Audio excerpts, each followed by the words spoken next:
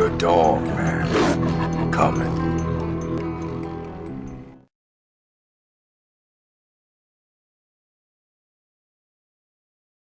How's it going, everybody? Today we're going to be talking about for our first episode of this little episodic segment type, whatever the fuck it's supposed to be. We're going to be talking about dogman encounters in the state of Arkansas, which is where I live, and we're going to get into it. And we're going to start with an encounter that happened in 1988 or 89 around Jeanette, Arkansas. It's about a bipedal wolf-like creature that runs in front of a vehicle of these people who are going deer hunting. It starts out like this. It says, "We were talking amongst ourselves, no radio on, when a big animal that looked like a werewolf or something similar darted out of a field in front of the truck. It was very close, and I thought we were going to hit it. But I clearly saw lots of teeth as the thing looked at us in the truck when it was crossing in front of the moving truck. It looked mad as hell. It was on 2 feet, striding like a man, but way too fast. Its fur was light gray and kind of a cream color. Maybe even a buff white, but dirty looking too. We all saw the thing for 3 or 4 seconds, and everyone yelled out a few cuss words to basically mean, what the hell was that?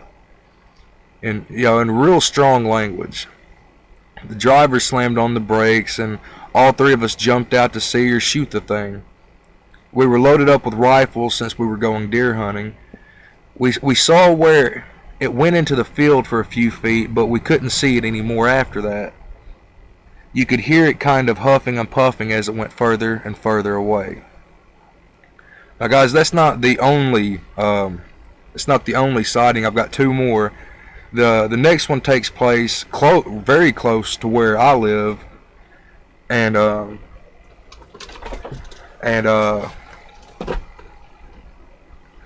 me see here. Yeah, Horseshoe Lake, Arkansas. It's about a werewolf looking through this person's window and scaring the shit out of them. It takes place in 77 to 79-ish. It reads, "Once in the 1970s, I was rather young, maybe 7 or 8 at the most, and the creature was looking at me in my bed on a night that was quite stormy before I saw it.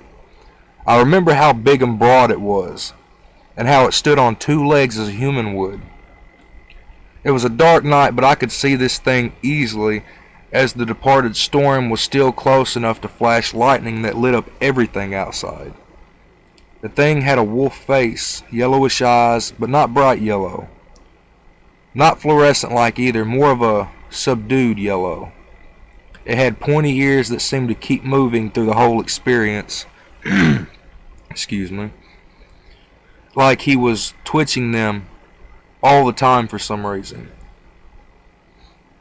And it never snarled, growled, or howled, etc., but it just looked at me from outside of a glass and wrought iron storm door."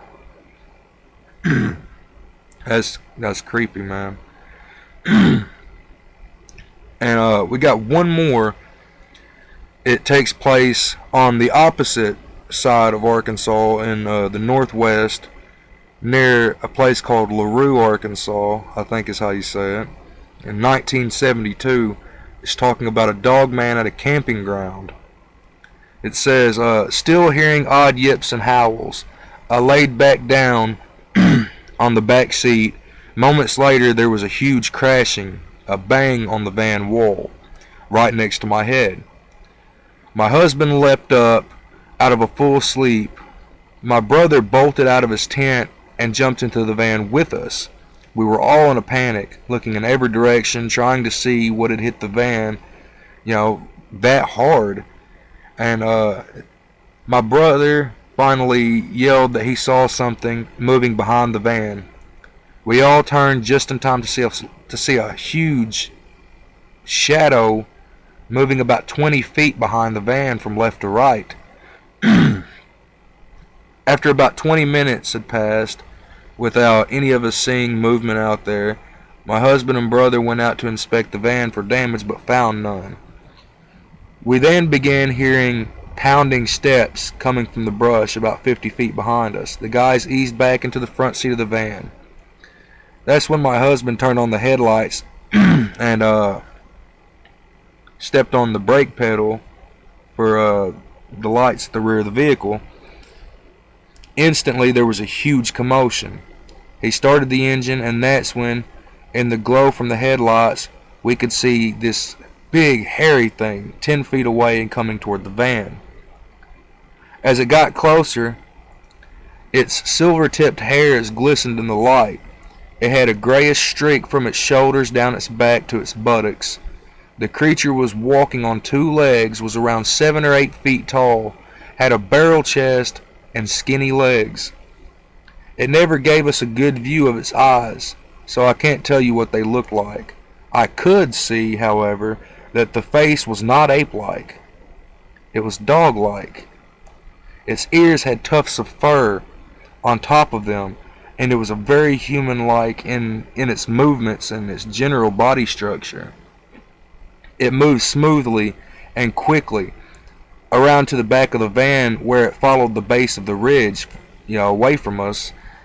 That's when it let out a menacing huff and a low rumbling growl like a dog.